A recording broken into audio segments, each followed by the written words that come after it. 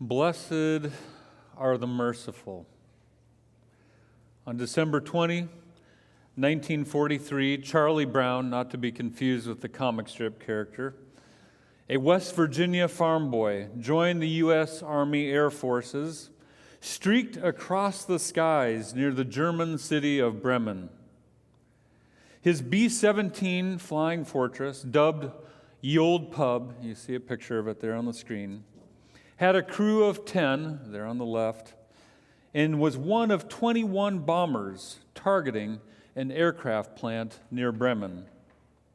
The plant was guarded by 250 guns and numerous German fighter jets of the Luftwaffe. This was Brown's first command mission as part of the 527th Bombardment Squadron. In order to impress his crew, he told them he was 25. In actuality, he was 21. At first, everything went according to plan, but the Luftwaffe was not going to let their target be struck without going down without a fight. And they began to strike Brown's squadron with reckless abandon. Brown and the Ye Olde Pub came under intense fire. The nose of their plane was struck. The number 2 and number 4 engines were struck and became non-functional. This caused Brown, as pilot, to have to slow the plane down, which meant he lagged behind his squadron and became a sitting duck for other German fighters. After this happened, he came under even more intense fire.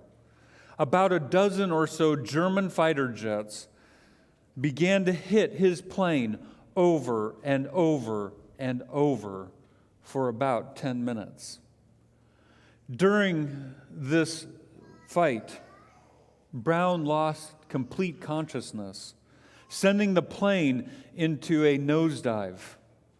He only came back to consciousness as the plane was nearing about 1,000 feet above the ground, and he was able to steer the plane and level it off, and they continued to fly at only 1,000 feet over German enemy territory, slowly. The plane was damaged incredibly. The internal oxygen, hydraulic, and electrical systems were now damaged and hardly functional.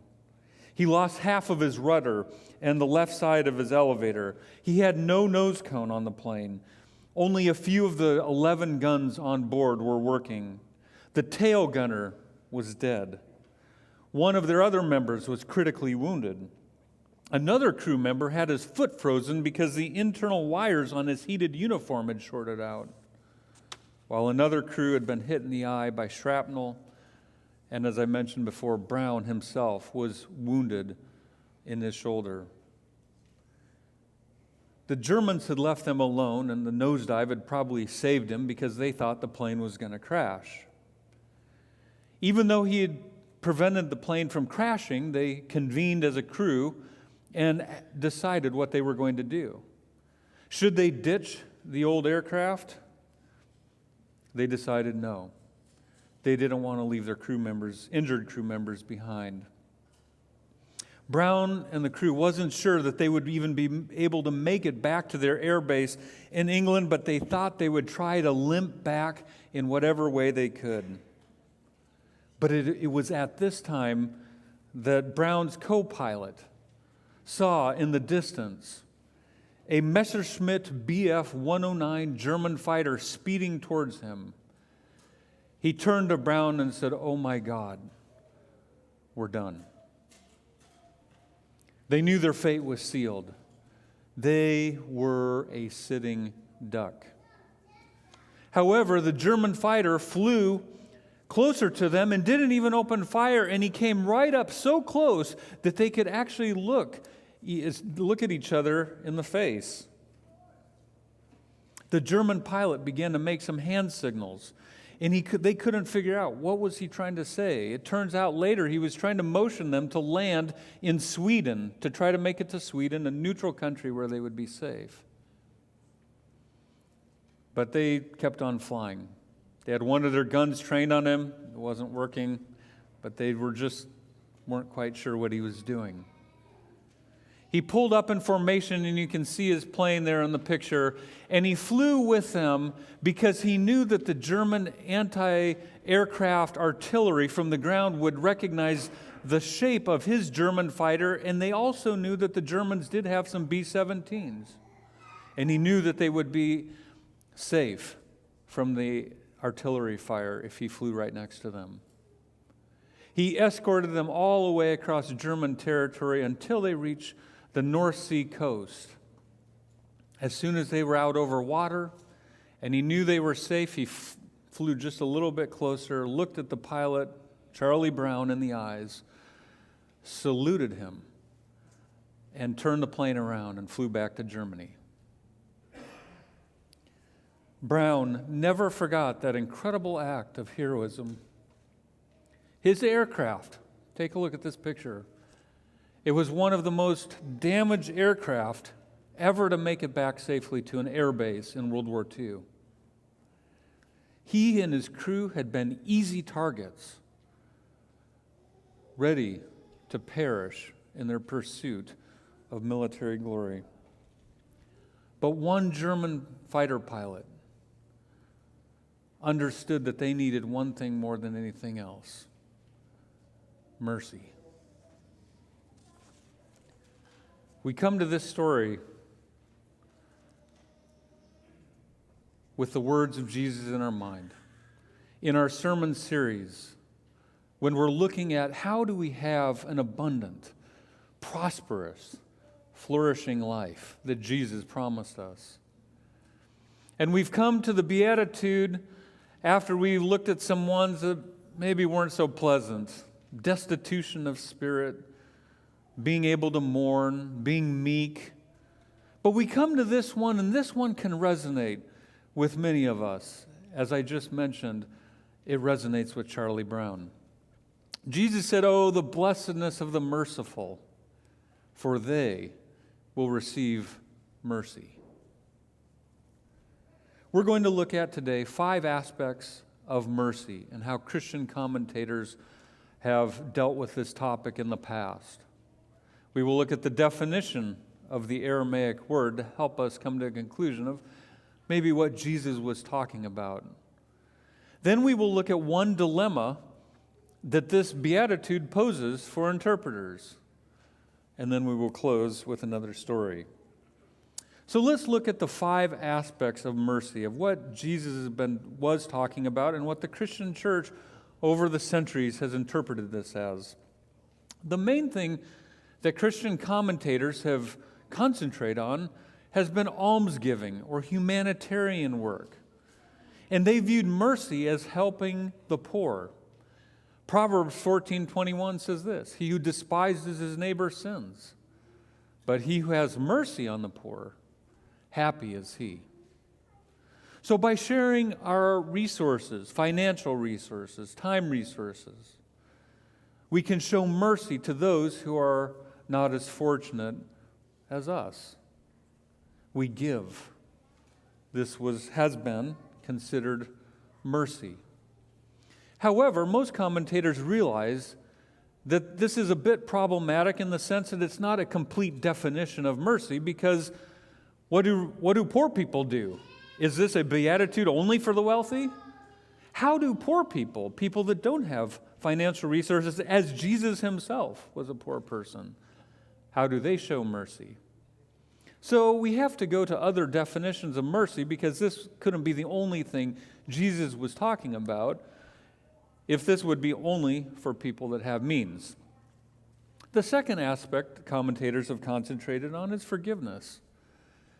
God's mercy in the Old Testament usually indicates God's slowness to anger, his graciousness, his forgiveness, overlooking offenses that his people in the Old Testament had. And you can look at those Bible texts. This is merciful. When somebody has sinned against us, and God was like this, people would sin against him, and instead of giving them their righteous due, which we looked at last week, he has mercy upon them, and he doesn't. Some commentators have thought that this beatitude goes hand in hand with the fourth beatitude we looked at last week, hungering and thirsting for righteousness or justice. Thomas Aquinas wrote in the Middle Ages, "Justice without mercy is cruelty, while mercy without justice is the mother of laxity." That is, if we always pursue justice and the right thing, and we find everything that everybody's doing wrong and have no mercy, we'll be a severe, critical, and unforgiving person. Increased Mather, interestingly enough, a former president of Harvard University, back when it used to be a church-sponsored university, wrote this: "To hunger and thirst for righteousness can be overdone, leading a person to be sinfully severe. Therefore, Jesus gives this beatitude to balance that pursuit of righteousness, of justice, of sometimes saying, you know what, yes, that would be just to believe that or criticize that person or bring that judgment down. But I will forgive. I will show mercy."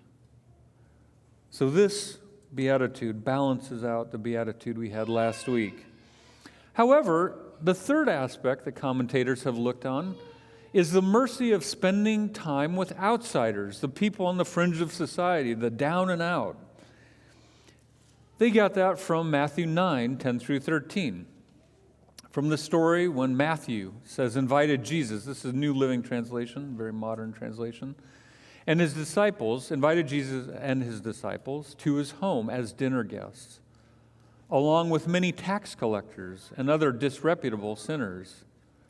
But when the Pharisees saw this, they asked his disciples, "Why does your teacher eat with such scum?" When Jesus heard this, he said, "Healthy people don't need a doctor, sick people do." Then he added, "Now go and learn the meaning of this scripture. I want you to show" what, church? "Mercy, and not offer sacrifices.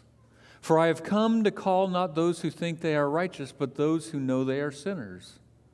This helps us to clarify the mercy of almsgiving. Jesus was poor.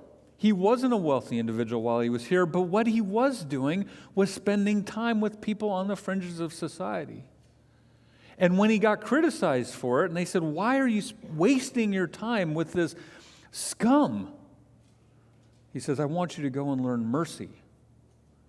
It is a mercy to spend time and to come near to people that need your encouragement, that are down and out and on the fringes of society. Mercy, spending time with people on the edges. The fourth aspect is one the commentators look at, and they say, really, mercy is more than just an act. It is actually being like God himself. Ephesians 2:4, Paul says this, "But God, who is rich in" what? Mercy. Loved us so much. And he goes on to make a point. But Paul's point is that when we serve God, when we pray to him, when we come to him, when we come and worship him here from Sabbath to Sabbath, that our God, one thing he is extremely wealthy in is mercy. He has lots of it. In Colossians, Paul later in Colossians develops this thought where he encourages the believers, "Do not lie to each other, since you've taken off your old self with its practices and have put on the new self, which is being renewed in knowledge in the image of its creator." That ring any bells from our study of Genesis 1? God said, "Let us create man in our image." Paul here is saying that the church, as we gaze upon God, as we spend time with him in reading and prayer and worship, we become like him. And his point is we're having that image restored. And then he says this right after that, in a couple verses after that. He says, "Bear with each other and forgive one another if any of you has a grievance against someone. Forgive as the Lord forgave you. And over all these virtues put on love, which binds them all together in perfect unity." That is, mercy becomes a lifestyle. It becomes the image of God. And if God is rich in mercy, The church, by virtue of worshiping and praying, God enables us to have that image restored on earth of Him, of where we are wealthy. Maybe not in earthly goods, but in mercy. But let's return to the definition of the word, which I've usually done with you as we're going through this series, for our fifth aspect of mercy, empathy. This word in Aramaic, which Jesus was speaking at the time, was chesed. Chesed is a word that doesn't mean that you're just doing something for somebody. You're not just forgiving them. You're not just helping them out with financial resources. You're not just spending time with them. That word actually, according to William Barclay, means you empathize with somebody. You try to figure out what they are feeling and thinking. You learn their history, their culture, how they were brought up. You learn their life experiences, and then you try to put yourself, as Mary Lathrop said in her famous poem, you walk a mile in their moccasins. You try to think like them. This is what John Calvin picked up on. We must assume their identity, talking about people that are grieving. And he was talking about this beatitude, as it were, so as to be deeply touched by their suffering and moved by love to mourn with them. Mercy is the grief we experience from the sadness of others. Now, this adds a degree of complexity in life, because this is not something, church, that we can walk out of here at 12:30, if I get done by then, and just say, you know what, I'm going to go practice mercy. The next person I see at one of those intersections by I-4, I'm going to do something for them. You can give them something, or you can forgive somebody in your life for something they've done to you, which the Bible recommends doing. But that is not a fulfillment of the word mercy. Mercy, to dovetail what we just talked about, is beholding God and living a lifestyle of where we actually become empathetic people. We try to get into other people's minds, try to feel what they're feeling, try to empathize with them. The immigrants, the minorities, the people that are oppressed, we identify with them, and we try to see where they're coming from. That's difficult. Have you ever had an argument and you just walk away from it and you think, what in the world was that person thinking? Mercy says, I will do my best to figure out what they were thinking and try to see their point of view. Empathy. 5 aspects of mercy. But it still leaves us with a dilemma. And that dilemma is that this beatitude is the only one that has the equation, if you have such a characteristic X, you will actually receive X. There are no other beatitudes that say if you're like this, you'll get this. And some commentators have said, well, what does this mean? That we are earning this somehow? We're earning our salvation? If you're like this, therefore, then you will get this. What happened to unmerited favor? What happened to unconditional love, where God is the universal Pillsbury Doughboy? If maybe I'm showing my age, but you remember those commercials, the little doughboy there, and he, woohoo, he presses his belly. And God always opens up his arms. And Jesus here says, no, unless you are merciful, because the flip side would be true. If you're not merciful, you don't receive mercy. And so it leaves us with this dilemma of thinking, well, wait a minute. I thought God has unconditional love and acceptance for us. So we return to the parable of the 2 debtors. Now, I went back and looked at it because I remembered the numbers were big, but I didn't remember the numbers were this big. And you remember the story. There's a man who owes, and let's just say a denarius is equivalent to $1. So a denarius actually, this man in denarius terms owed $254 million. denarii to this king. So it would be like going to the bank, and the bank says, you owe $254 million. For most of that, in our whole lifetime, no matter what we do, we'll never come up with that amount to pay it back. Well, he begged the king, and the king said, okay, I forgive, I cancel it out. Can you imagine the feeling? $254 million. I get this, whew, what a burden off my shoulders. He goes out and he finds somebody that owes him literally 100 denarii, $100, and starts to harass him and wants him jailed till he pays him back. He won't cancel out a $100 debt after he's been forgiven $254 million. That's the background to this text. Matthew 18, 32 through 35. Then the king called in the man he had forgiven and said, you evil servant, I forgave you that tremendous debt of $254 million because you pleaded with me. Shouldn't you have what, church? Mercy. Mercy on your fellow servant just as I had mercy on you? Then the angry king sent the man to prison to be tortured until he had paid his entire debt. That's what my heavenly Father will do to you if you refuse to forgive your brothers and sisters from your heart. Not often we think of the Heavenly Father torturing us. That's what Jesus said. If you don't forgive as God has forgiven you, you don't get mercy. Jesus seems to be hinting at the day of judgment, a day when all of us will have to give an account for, as Jesus said, every careless word we've spoken, and we're called before the tribunal there. I don't know about you, but I want mercy. I need mercy.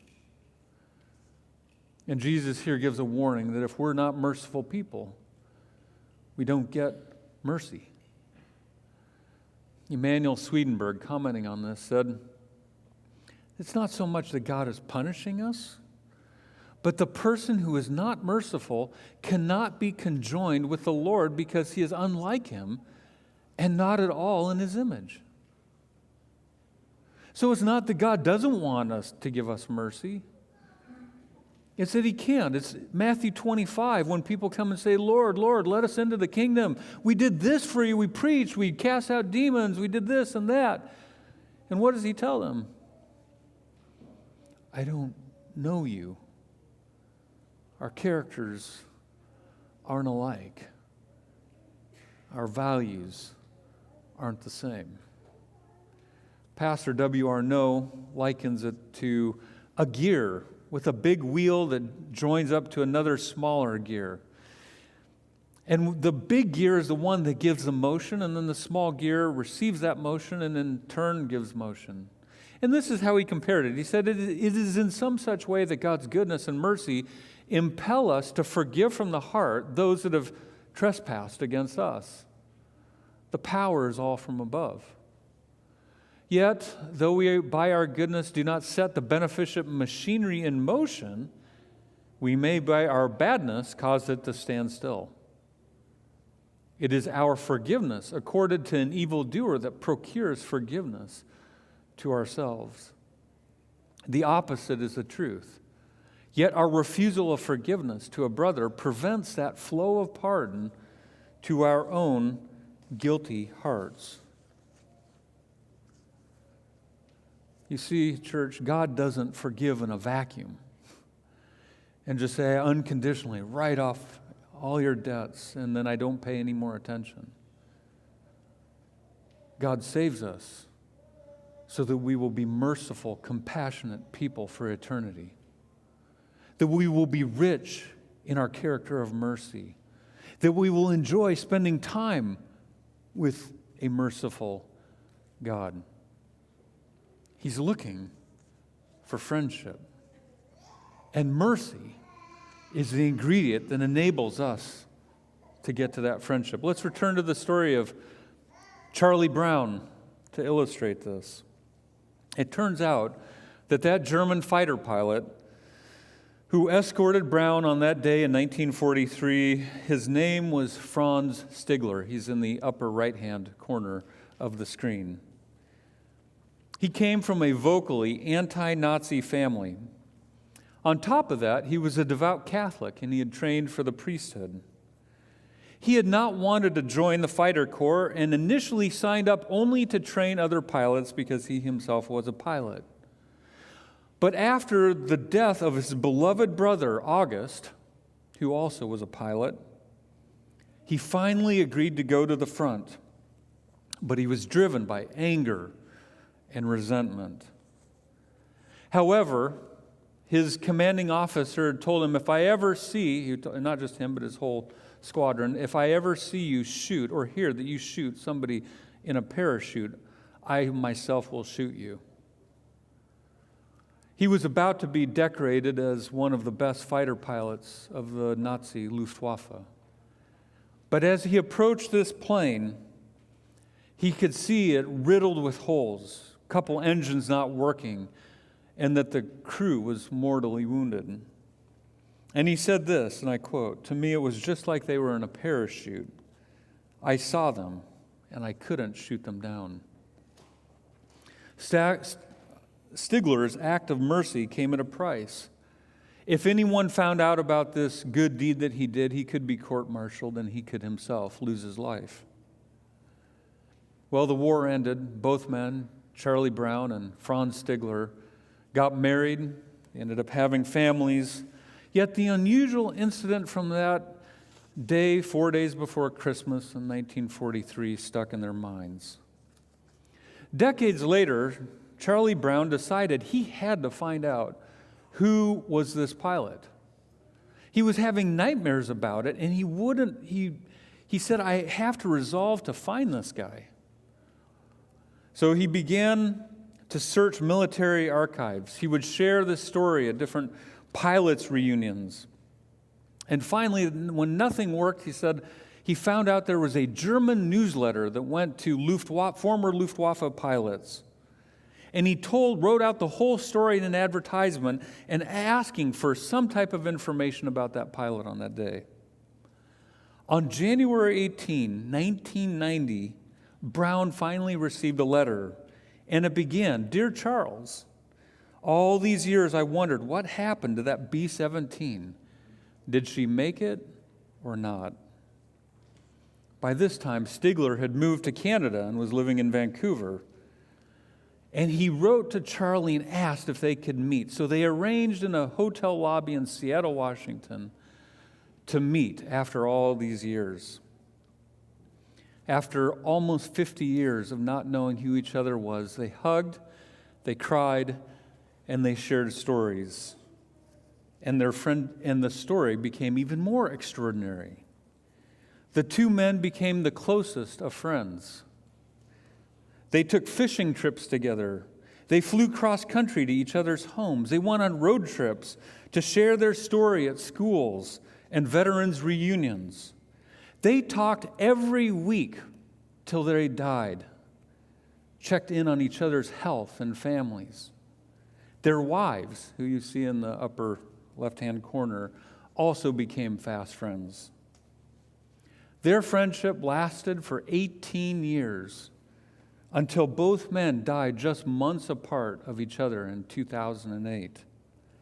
Once their story became widely known, two authors, Adam Makos and Larry Alexander, undertook to write a book about Stigler and Brown, and they called it A Higher Call. You can still read it, order it on Amazon. Makos stayed the night at Brown's house before his death, and in Brown's library, he noticed a book on German fighter jets that Stigler had given to Brown. Inside, he read the following inscription: "In 1940, I lost my only brother as a night fighter. On the 20th of December, 4 days before Christmas, I had the chance to save a B-17 from her destruction. A plane so badly damaged, it was a wonder that she was still flying. The pilot, Charlie Brown, is for me as precious as my brother was.